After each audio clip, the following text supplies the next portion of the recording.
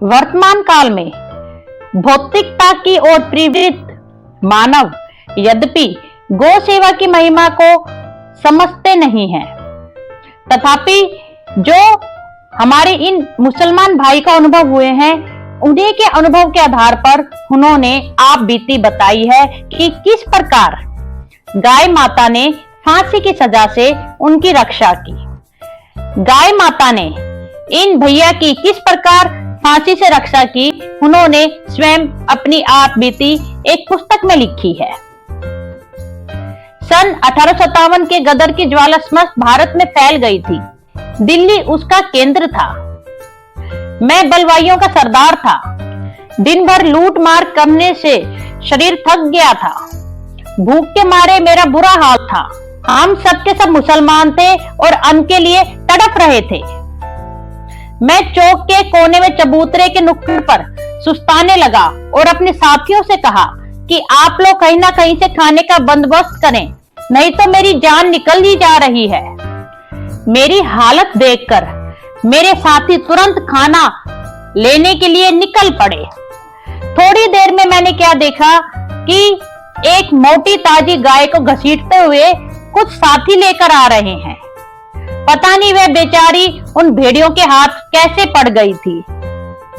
मैं अपनी इच्छा से कुछ कहता कि उन्होंने गाय के चारों पैर बांधकर जमीन पर गिरा दिया था। गाय थक गई थी।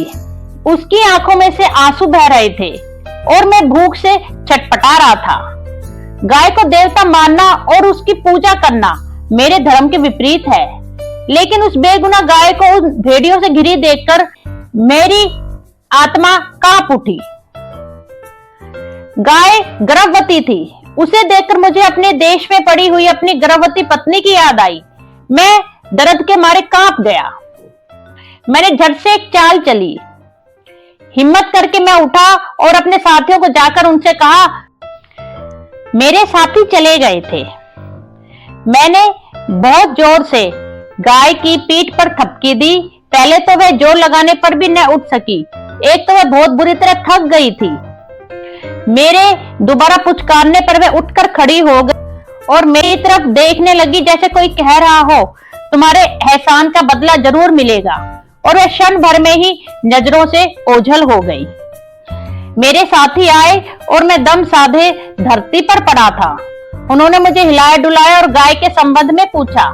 मैंने जवाब दिया, भूख की वजह से मुझे मूर्छा आ गई थी, इसलिए गाय का मुझे कुछ पता नहीं। गदर खत्म होने के बाद बलवा करने वाले पकड़ लिए गए। उनमें से मैं भी एक था। फौजी अदालत में मुकदमा चला। मेरे लिए सिफारिशें की गई, पर उनका कोई असर नहीं हुआ। मुझे फांसी की सजा सुनाई गई। मेरे फांसी के दिन जेल के बाहर सैकड़ों आदमी खड़े थे। मुझे फांसी के तख्ते पर खड़ा करके लाल टोपा पहना दिया गया। मेरी नजरों के आगे अंधेरा ही अंधेरा था। गले में फांसी का फंदा डाल दिया गया।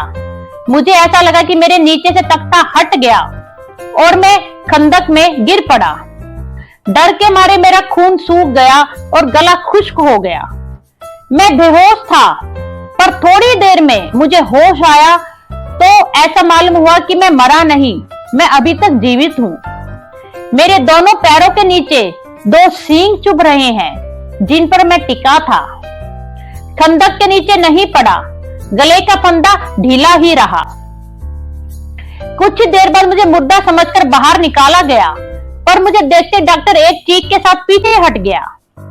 जब उसने मुझे बिल्कुल सही सलामत देखा तो उसके आश्चर्य की सीमा न रही।